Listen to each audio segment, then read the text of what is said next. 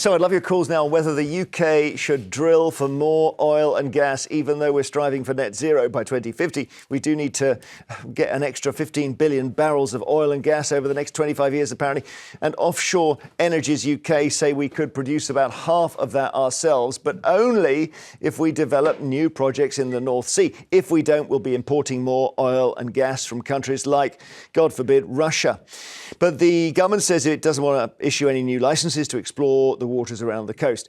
So it's tricky, this, because it sounds, Geoff, as if we will end up buying oil if we don't dig for it ourselves. Yeah, that's what I find creates an argument that we should do this. If you look geopolitically, we're having to depend on inconsistent and potentially aggressive petrochemical states. Russia, the US is increasingly inconsistent. The Saudis as well. You know, there's a human rights record that we sometimes have to look away for when we deal with them. And the point is that Ed Miliband himself has said that we're going to be using fossil fuels up till this point. So the only question is where they come from. And we've got a week where we're talking about a Labour government having to enact a form of austerity. There's a way that we can raise this revenue whilst trying to use some of that revenue to increase carbon neutral outcomes elsewhere, then I think we should do it. Well, it is drill, baby, drill by any other name, isn't it? Oh, God, this is so we need to stop this, please.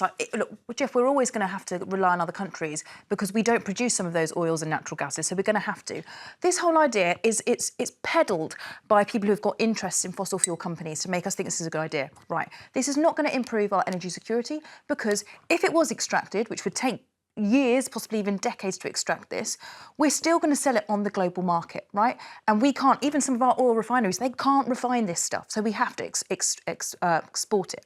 Another thing is it's not going to lower our bills because no matter how much that we drill, baby, drill, the price is set globally by global supply and demand. Yeah, but if we add to the amount of oil on the market, the price drops by definition. But it is set by the global markets. Sure, but the less oil there is, the higher it is. It will not, right. We are flogging a dead horse. Why do we keep trying to invest in a declining industry that is hurting our planet, that is hurting our pockets, when we have got renewables there? Even Richard Tice invests in renewables, in solar, in his properties. Why? Because he knows it delivers for shareholders, because he knows it saves money for his tenants. Solar, wind, hydro. There is a whole massive booming green economy. Why are we so slow on it? Have we been slow to build it? What if we use? But the one thing that we would have, Marina, is we would have some of the revenues from those sales that other countries have that we don't. And when I think about the global situation at the moment, I think there's possibly very few countries at this point, given the resources around them, that wouldn't look to exploit those resources. We are an absolute outlier in not doing this. Well, I know the argument goes that Norway had what we had and they put it into a so-called sovereign wealth fund. Yeah. And as a result, it's still paying them back, whereas we've just simply thrown ours away. Whatever, I don't know. Derek's in Northamptonshire. Derek, this is a tricky one, isn't it? Because I'm just wondering if they're basically going to cancel net zero now. Good morning, Jeremy, and the panel. Yes, you're right, it is a tricky one, and there's various points of view to it. But I rather favour gas. It's a natural resource, ready-made, provided by nature for us to use, and I think we should make use of it while we can. It's a very efficient source of heat. Unlike electricity, which is a slow, inefficient process of heating, because a lot of power is wasted just getting equipment up to temperature, whereas gas is instant, high speed. Yeah, but burning gas to create electricity, and that was the dash for gas in the 90s, wasn't it? It in the end adds to carbon. It's dirty in the end, Derek. That's the trouble. No, I don't think it is that dirty. The only combustion products of methane, natural gas, is water vapour, mostly. Some CO2, but that's absorbed by the oceans and vegetation, so I don't have a great concern about that. Also we're running out of it as well. We're running out of gas? Yeah. Yes. Well, we might as well make use of it while we can. There's only a few years left, but while it's available... All we're doing by doing this is we're diverging from actually investing into renewables, which is where the future is. And guess what? What could be more natural there, Derek, than the sun, than the wind, than the water? Like, why aren't we doing it? This is again, we're talking about like jobs and the economy and everything.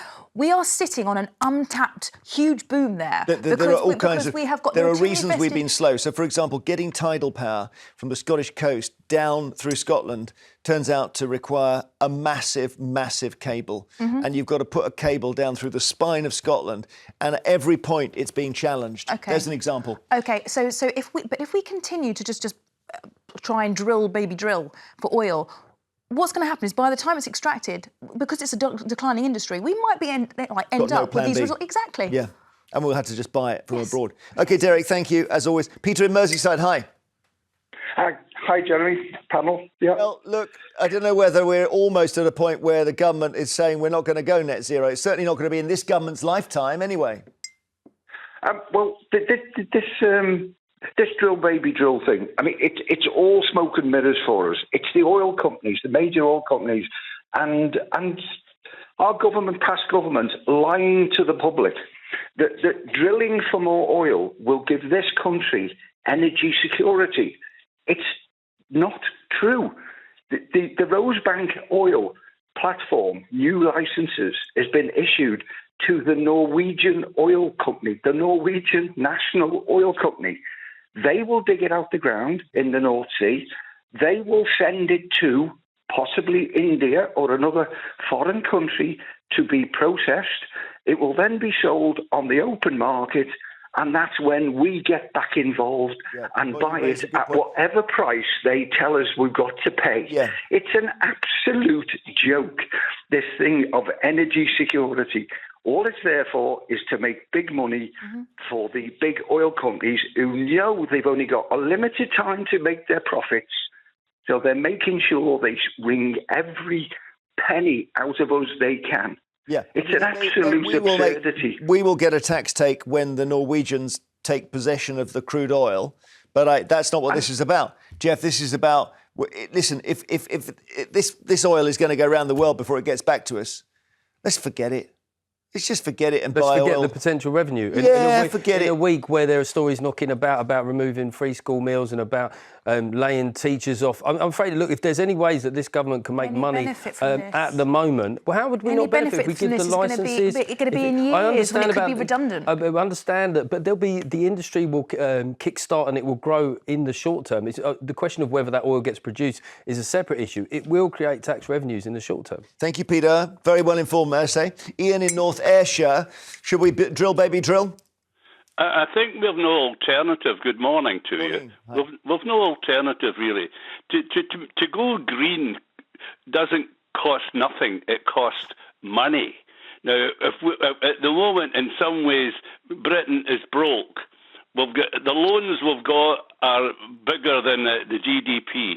Now, what we're looking at is to finance. If you want to go green, it costs money. You need to finance it. If you want to extract the oil and the gas, you'll get revenue from that to manage going green. There's a lot of lies being told by the government just to placate all the flat earthers and the green people. We do need to clean up, don't we, Ian? Because I suppose you could say we're only 1% of the world and therefore it doesn't matter. But if we don't do it, no one's going to do it. Do you know, can I come back here? All right. What you're really talking about, what we do to clean up Britain, how it changes the world is as much as one hair of my head in the green a bit world. More than that, but that's a good point, Marina. There's no point in us doing it if no one else does it. Do you know what? There's a reason I've not talked about... Hang on, Ian. Sorry, let Marina speak. There's a reason I've not talked about our moral obligation here for what we should be doing to avoid climate change and the situation we're in, which is dire, is because people always come back with that argument. So I'm trying to come at it from an economy standpoint, which is that it will cost us. It will cost us, Ian, if we fail to innovate in green energy and renewables. It will cost us in the long run. Isn't what Ian's talking about is taking the revenues from the new licences and using those to get green outcomes quicker? It's not going to work. It doesn't work like that, Geoff. You know where those profits are going to be hoovered up. Well, yes. How are we going to? I don't understand how we could build. We couldn't build HS2, which is for me the wake-up call. I suddenly realised the government can't build big things. It just can't do it. It gets stopped along the way by courts or whatever. So it probably, therefore, let's do this logically, can't build the third runway at Heathrow. That's not going to happen. Let's assume, and it probably can't build any nuclear power stations. Unless they're portable. There was a point where we dropped the ball. Even Green campaigners, a lot of them say that we should have gone nuclear. I mean, I was in the countryside with my wife the other day and I was looking at the electricity pylons. I was thinking, if we had to do that now, we would get about 5 yards before it was challenged. The ability to do big things is greatly diminished. Look, if Labour is serious about the slashing of regulations, that could be the one thing that pulls this government back. Yeah, you say that, but then things still always do end up in court. Hello, Heather in Hampshire. Should we drill, baby, drill? Yes, I think so, because if we've got to buy it from other people, we might as well do it ourselves and do it properly and keep it clean.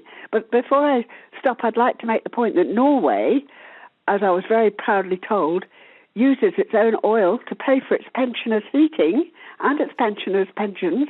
They look after their own old people with their own oil. And they've done that for 20 years. We took a wrong turn in Bruce Springsteen's word. I mean, maybe we did. But I think in the end, when we hit oil in the 80s, it was used for more immediate things that the government needed money for. So you can understand that. You know, that was Mrs. Thatcher's policy. But yeah, they put it away. Well, I think it's not too late. If they start drilling again in a good way, they could We've maybe got 90% of the oil out the North Sea now. I think it is too late. I don't think we've got that much left. Thank you, Heather. Later.